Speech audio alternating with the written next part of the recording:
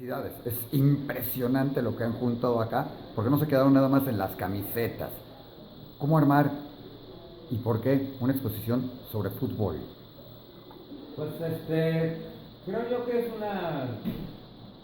Para empezar, hay que decir que es una coincidencia, digamos, un cruce de caminos muy afortunado, porque el Museo del Objeto tenía la idea de abordar el tema del fútbol, ¿no? La familia Newman, sí. La familia Newman. Digamos que hacía grandes rasgos, ¿no? O sea, pusieron el tema y nosotros, al final de cuentas, pues nuestro historial en lo que hemos estado metidos, porque hemos trabajado el asunto de la museografía, previamente de la gráfica, de los medios audiovisuales, y una gran afición y amor por el fútbol y sobre todo por la historia del fútbol, ¿no? Y en México concretamente. Entonces creo que cuando vino la idea de hacer la exposición, nos pidieron una propuesta y de inmediato pues caímos en la cuenta que lo que queríamos contar era la historia del fútbol en México en objetos, porque nunca se había hecho, porque era algo que nos apasionaba. Además somos coleccionistas también, y desde ahí eso fue, digamos, como el punto de partida para poder creer que podíamos hacer, digamos, como algo pues, que valiera mucho la pena para la gente, ¿no?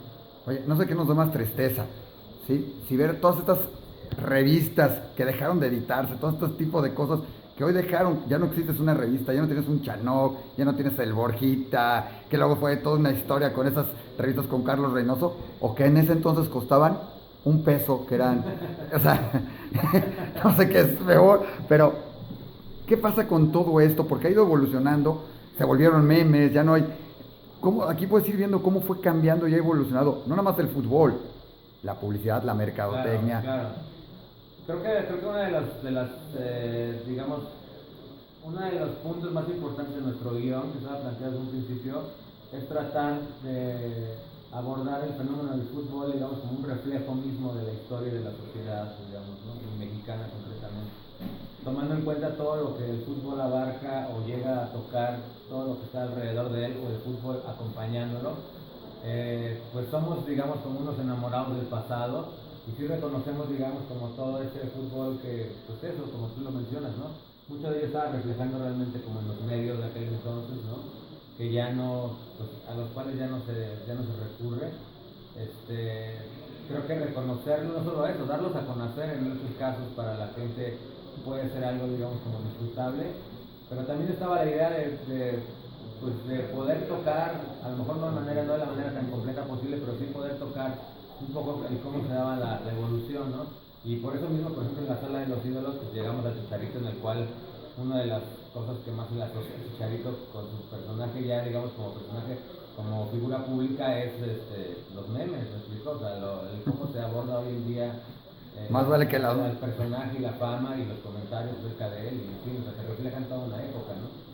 Pero tuvimos previamente a los grandes, digamos, como futbolistas de la época de los 40, 50, 60, pues, que eran protagonistas de películas, o de los 70 de fotonovelas, o, ¿no? Curiosamente, normalmente, hoy en día, cuando haces una nota de algunos, tratas de recordar un poquito para atrás, pero normalmente son ídolos actuales y los jóvenes recuerdan, todavía algunos recuerdan Jorge Campos, Carlos Reynoso, chance, algunos todavía, pero un poquito, sí, pero ya más para atrás, de repente se van perdiendo, se van. Esto es una manera de tenerlos. ¿Cómo encontrarlos? ¿Cómo decidir quiénes son ídolos? Porque no, a lo mejor ni siquiera te tocaron. ¿Cómo decidir quién puede estar en una exposición así?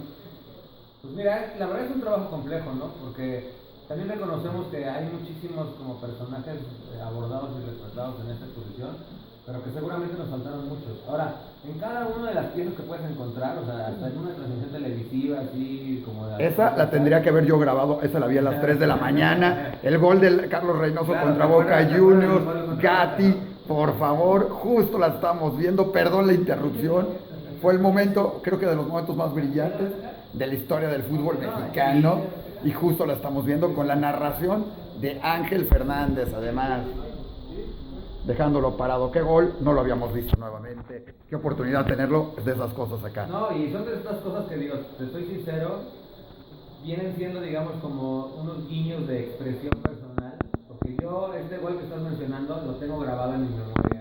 Así lo de estamos una manera haciendo. que todavía me hace enchinar la piel. Viste, es que tuvimos que voltear, es. O sea, es decir, recuerdo aquella noche en el Estadio Azteca, entre semana, tercer partido de la la final de la Copa Interamericana. Eran como la 1 de la mañana el ya. partido de desempate en el Azteca y el gran gol de Carlos Reynoso, ¿no? Que además peleando con Hugo quise quién lo tiraba y dijo Sí, yo. sí, bueno, es algo que de verdad, pues digo, forma parte de la historia, como de verdad, como piedras angulares casi de la historia, en este caso, pues el fútbol mexicano americanista y lo que eso significa. Oye, eso es importante. ¿Cómo decidir? A lo mejor eres americanista, debe serlo, se ve que eres buena persona. ¿Cómo decidir qué poner en ese sentido de los equipos? Porque tienes una sala de los equipos, Claro. pero algunos te dirían, no tiene que haber más cosas del América, es el más grande. Unos de Chivas. Digo, la última camiseta de Cruz Azul campeón, creo que no, o sea, todavía era blanca, o ya de estar descolorida. Pero ¿cómo decidir y hacer que se vea parejo, que no haya el favoritismo, o te vence el favoritismo y dice, hijos, yo tengo... No, pues la verdad es un tópico complicado, ¿no? Digo, falta que venga la opinión de los equipos cuando la conozcan y bueno, seguramente vendrán ahí algunos comentarios acerca de si consideraban que requerían más espacio, menos espacio, ¿no? La verdad es que ahí viene digamos, como son varios motivos los cuales llevan de pronto a configurar una museografía, una curaduría de estas características, ¿no? América y Chivas, por ejemplo, en la sala de clubes, pues sabemos que son las dos principales referencias del fútbol nacional. Las pusimos juntos, ¿no? O sea, cosa que también es como... Sí, lo vimos. Bueno, ¿no? O sea, a lo mejor muchos nos querían que lo pusiéramos a cada uno de un lado, pero no, más bien lo hicimos así. En la noche se van a pelear las camisetas ahí. Y hasta le rendimos un homenaje al Clásico Nacional, ¿no? En muchos casos también tiene que ver, digamos, como con el propio material que fuimos encontrando, ¿sí me explico? Sí.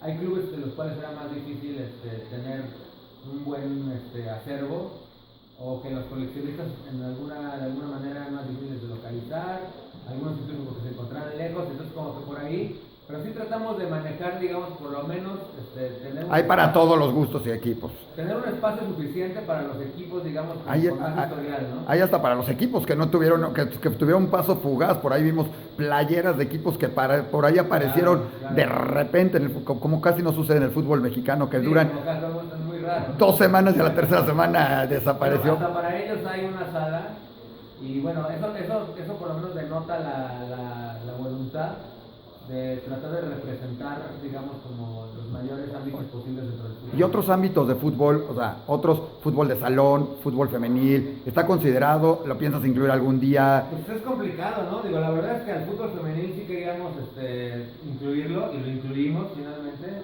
En la sala de la selección nacional está la historia de la selección femenil subcampeona del 71 aquí en el Estadio Azteca, una historia que mucha gente que la vivió la recuerda muy bien, y nombres tan famosos como la Peque Rubio, y la Borjita Zaragoza, y la Pele Vargas, bueno, pero que quedaron así, digamos, como en el mito absoluto. Ya meter, digamos, como más, hay aquí un pequeño homenaje al fútbol de barrio, que era algo que queríamos hacer mucho más amplio, pero que está digamos, como entrelazado orgánicamente con el sentido de la exposición, porque el fútbol de barrio lo convocaba el Heraldo de México. Exacto. Y de ahí salieron muchos jugadores, digamos, que pues abastecieron las divisiones, digamos, profesionales, y queríamos por lo menos tener algo de eso, ¿no? Pero definitivamente sí tienes que atenerte, pues adaptarte al espacio con el que cuentas y enfocarte, ¿no? Y aquí, por ejemplo, pues no podíamos dejar fuera tópicos como la selección misma o algo así, para poderle dar espacio de pronto a otros. Y hablando de la selección, y eso, para terminar, aquí ves en los cómics, en muchas figuras, ves hasta en caricaturas y en eso, los jugadores eran más que jugadores, eran ciertos ídolos, eran superhéroes en alguna cosa, para los niños eran todo. Eso se perdió y ahora son figuras públicas. O sea, es un concepto muy diferente que han cambiado del jugador. Ya no vas a ver al super Chicharito en un cómic, que es muy raro, lo ves en un meme, que es más burla o alguna cosa así. Sí. Pero ya no hay esos cómics, ya no hay esa personalidad del jugador. ¿Cómo ves tú hoy en día el fútbol mexicano contra esos tiempos en los que a lo mejor decimos no era tan comercial, sentías la camiseta, era tan la camiseta que hasta cómics con eso, era como todo en se envolvía en eso? ¿Cómo ves el fútbol? ¿Cómo ves el fútbol actual? ¿Y hacia dónde ves el fútbol con exposiciones así que te recuerda tantas cosas? Pues mira, la verdad, digo, tengo que aceptar que pues que soy una persona que me gusta la historia, valorar, digamos, como ¿no? los relatos del pasado. El fútbol como tal, desde hace tiempo para nosotros ha sido como algo, una inquietud, pues el darnos cuenta realmente que el fútbol, porque además vivimos la transición, o sea, de que el fútbol que estamos viviendo hoy en día, pues muy poco tiene que ver con el fútbol que me tocó vivir a mí de niño, que justamente era capaz, ahora, la verdad estoy hablando desde mi óptica, a lo mejor un niño de hoy en día me dirá que vibra de la misma manera con las figuras que hay hoy en día, pero recordar justo a estos jugadores, esta manera de relacionarse con ellos en las cuales había, digamos, esa idolatría absoluta, ¿no? No te perdías una edición de Borjita. No, para nada, y obviamente era, digamos, y Borja o Reynoso, ¿no? Lo que sí fueron como... O la del América, la de Cruz Azul. Era algo, ¿no? Y ya no solo eso, sino la pasión con la que incluso veíamos los partidos decisivos, las finales, los mundiales, el ver a los estadios, por ejemplo, sobre todo los de la capital, con un estadio Azteca, o sea, recurrentemente con buenas entradas, incluso llenos, ¿no? Que ahora ya es muy difícil verlos así. Digo, podríamos encontrar muchas razones, ¿no? Entre ellas que vemos más el fútbol europeo. Pues sí, también, o sea, desde luego, o sea, nuestra atención está... En esa época, pues no veíamos absolutamente nada de aquello, ¿no? Del fútbol europeo. Si acaso sabíamos de pronto los resultados de la Liga Española por programas de radio como dentro del área chica, ¿no? Pero ha cambiado tanto, ¿no? Que de alguna manera yo sí como que lamento un poco esa pérdida. Y luego, lo que más lamentaría y que sí afecta ya mucho al fútbol es la pérdida de identidad respecto a los jugadores con sus propios equipos, ¿no? El hecho de que vayan y vengan de uno a otro cada 6 meses o cada año, que no se formen figuras así, digamos, como identificadas propiamente con un club, en fin, todo eso para mí hace que el espectáculo se trastoque y que tenga, digamos, como otro feeling, ¿no? Pero... Si hoy le vas antes le ibas al equipo, a su jugador, lo identificabas plenamente. Hoy puedes verlo un día en el América y casi al día siguiente en las Chivas o en el Cruz Azul. Por supuesto, digo, ya ha pasado, digo, podemos poner nombres. Pero era sufrido. Todavía eso es difícil, pero los ves, no te acabas de sentir el ídolo de tu jugador, o sea, no acabas de decir, wow, es eso, ¿no? Oye. Y todo está muy mediado pues por la mercadotecnia misma, por la venta de camisetas desmedida, por el hecho de que cambie cada 6 meses la camiseta, en fin, creo que hay un abuso, ¿no? Desde mi óptica hay un abuso. Pero nadie puede negar que eso ha hecho también que el fútbol hoy en día sea tal vez un fenómeno aún más grande de lo que era en esa época, ¿no? Oye, y de toda esta exposición, cientos de objetos, porque hay cientos de cosas, cientos de historias. ¿Cuál es tu historia o tu recuerdo más impactante? Además de, por supuesto, el gol de Carlos Reynoso al Boca Juniors, faltando escasamente medio segundo.